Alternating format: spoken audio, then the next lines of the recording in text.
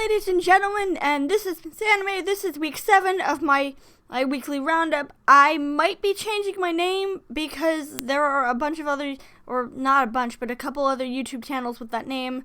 That's pending though, so let's get right to it.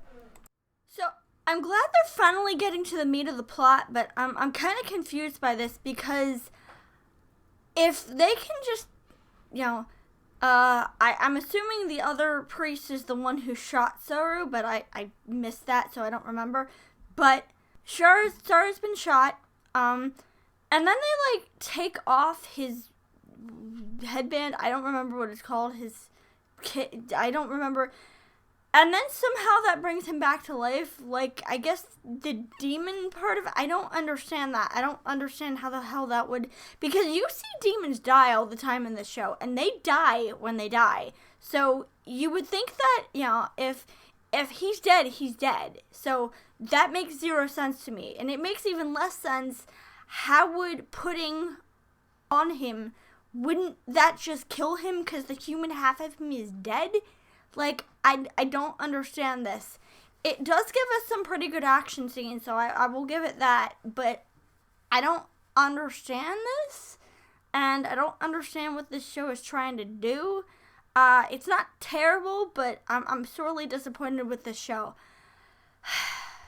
So, I was really worried that this show was just going to be a show where, they go week to week just fighting other baseball teams, but I'm really glad that they're, actually taking the time to give characters some development. And I love the fact that, I forget his name, the redhead, he comes back at the end and he's dressed as a girl and he's like, okay, because they told, I forget how it, but it was they either they only take girls or, they only take certain people, and I was like, oh, he's going out of his way to do whatever he can to get them to take him on. And this actually reminds me a lot of that episode of Avatar where Sokka decides, he's not been useful enough, so he decides to go and seek someone out to train him. And I think that's, considering how good that show is, I think it's really, really, it's a good idea that they're taking influence from that show, especially that I like that episode.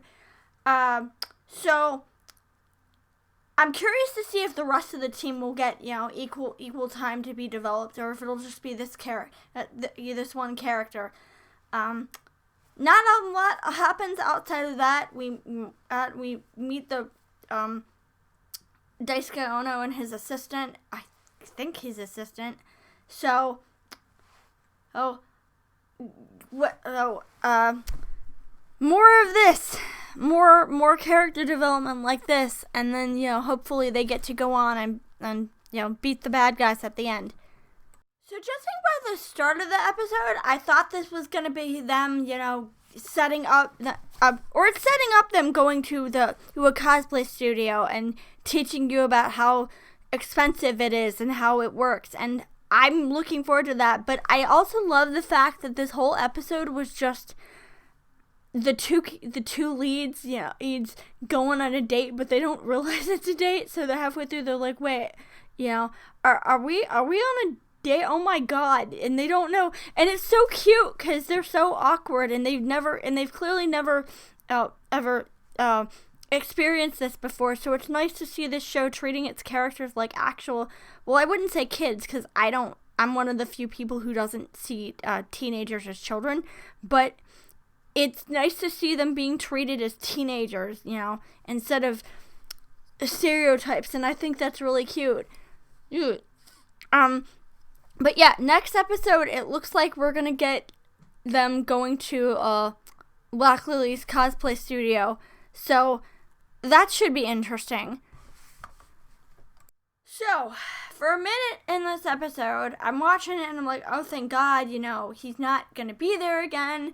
But no, Hayuma's still in this series, and I think we're gonna meet him next episode. I'm pretty much checked out of this show at this point because I don't care. I think this way the show is treating its female lead is very gross. But after Ayumu, I hope nobody else shows up, because after that I can just be done with this show and move on with my life. So, I'm really, really glad that this show actually gave Tyrell some development. Like, we get to see her childhood, we get to see the abuse she went through and where she came from, and, and her interactions. And I actually really like that, and I think it's really cute. I am annoyed. I am annoyed with how slow this series is moving, because we're on like episode 6 or I forget it. I think it's 6 because this series came out a week after the first couple series. So I think this is 6 or maybe it's 7. But we're more than halfway through and nothing palpable has happened yet. So I'm really scared that this is going to be one of those shows that takes like multiple seasons to get to the point. But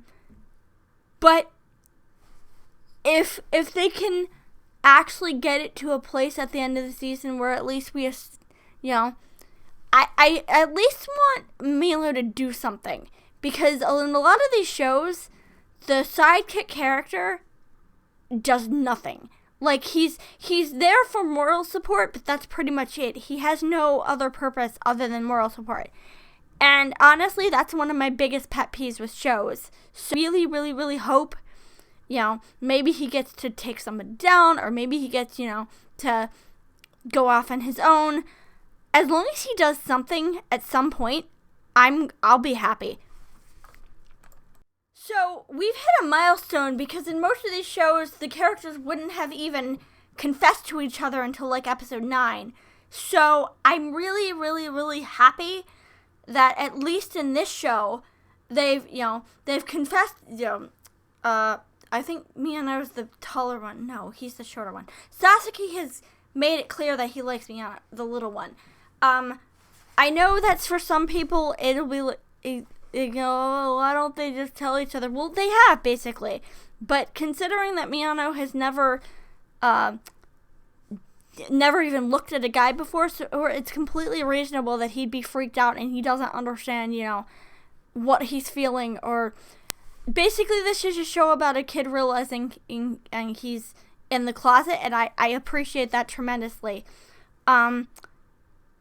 We're halfway through, and this has already happened, and that's, like I said, that's way more progress than most shows. So even a little bit of, I'll think about it, and I still have to figure this out, is better than nothing to me. And I know a lot of people are like, well, it's scraps. It's not just scraps, okay? It's progress, and it's faster progress than I've seen in most shows. So I hope they get to it by the end of the series, but at least it's something. I don't understand what the hell this show is trying to do. Like, I legitimately don't get it. And it's really bugging me, because I want to understand. We've established that Jean-Jacques is the beast. We've established that Chloe wants to do something. Like, she wants to... I don't know. I generally... I'm trying to figure it out. I don't know. And I'm more interested in what's happening with Aselfo than anything else, because at least, she opened some kind of portal into another realm, and then, like, they're in this other realm, and then they're, trying to get out of it. I don't get it. I just basically started skipping through to the part with Astolfo and Noe, because that fight is actually pretty good, and that's much more interesting to me. And I wish this show would actually have a point. I wish, actually, maybe I'm just not paying attention, maybe I missed it, but I'm really annoyed at how confusing this is. So, I'm a little bit conflicted with this. On one hand, the outcome is really stupid, because we find out that, the girl who apparently died is, like, in a stasis, and the heart of the system that they're trying to, what was it, a supercomputer that, what was it,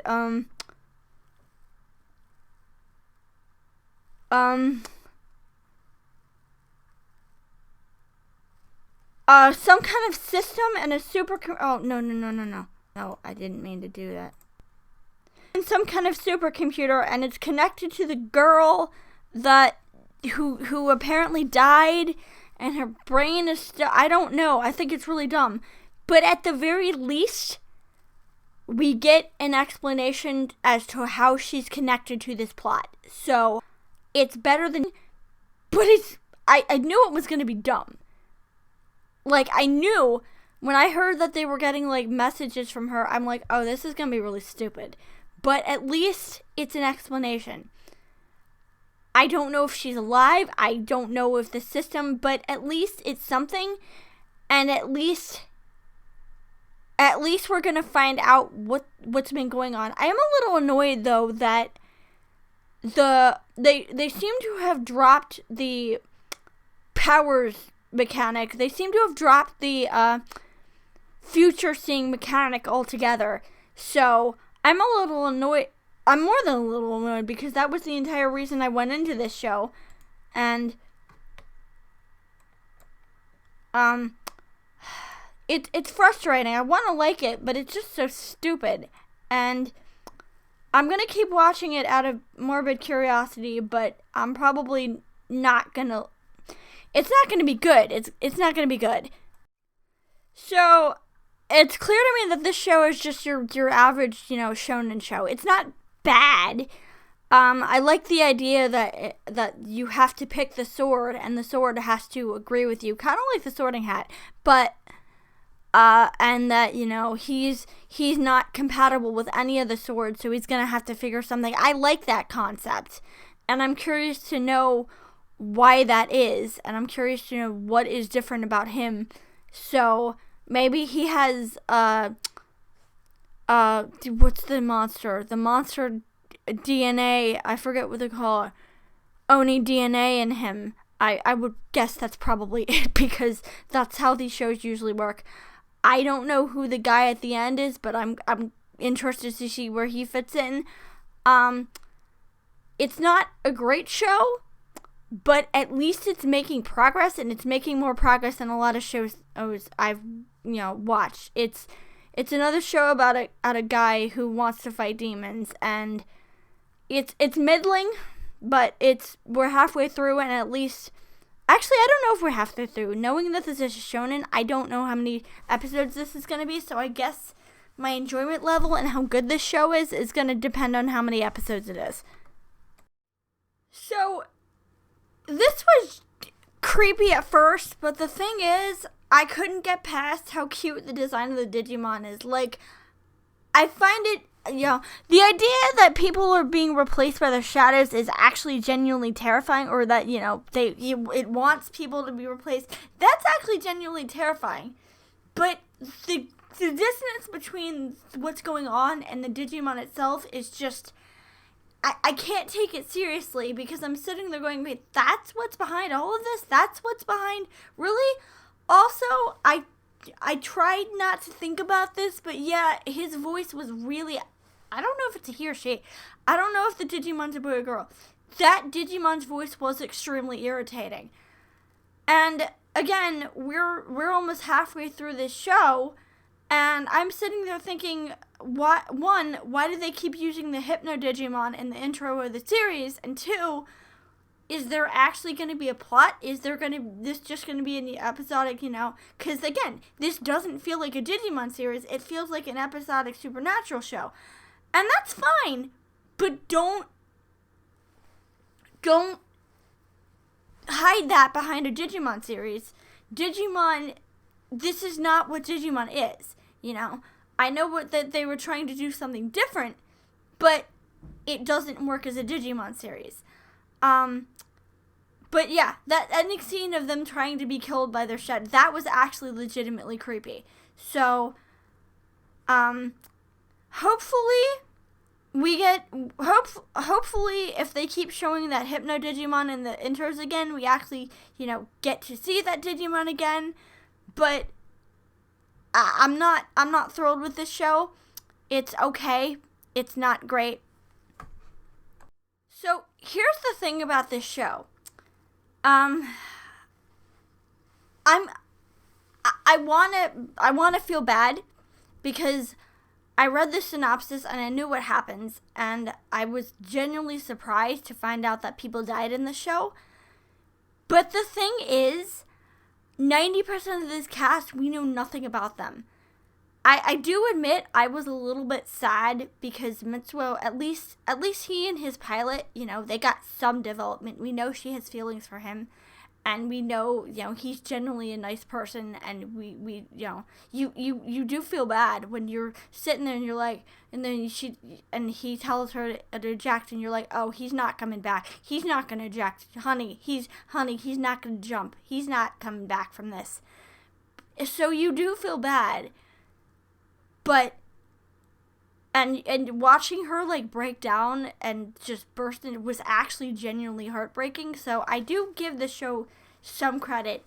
The thing is, other than that, I don't know first thing about any of these pilots. I don't care about any of these pilots because we don't, and I think the problem is that this show is so short that we don't have time to flesh these people out. We don't have time to flesh any of these plot points out. So anything that happens in the show is just condensed and, just barreled through because it's only 12 episodes long. Had it been twice as long, I think the show would have been much better. That being said, I know, I'm not going to say who, but I know other people die in this show. So maybe they'll do... And we're on episode 7, so we're only 5 episodes away from the end. So I don't think this show has time to flesh itself out anymore. If I do next season, I've already picked which show. It's a show I've seen, but it's a show that's much, much, much better. So, but then again, I'm probably gonna do this differently next season. So that's it for this week. And I will see you in the next roundup.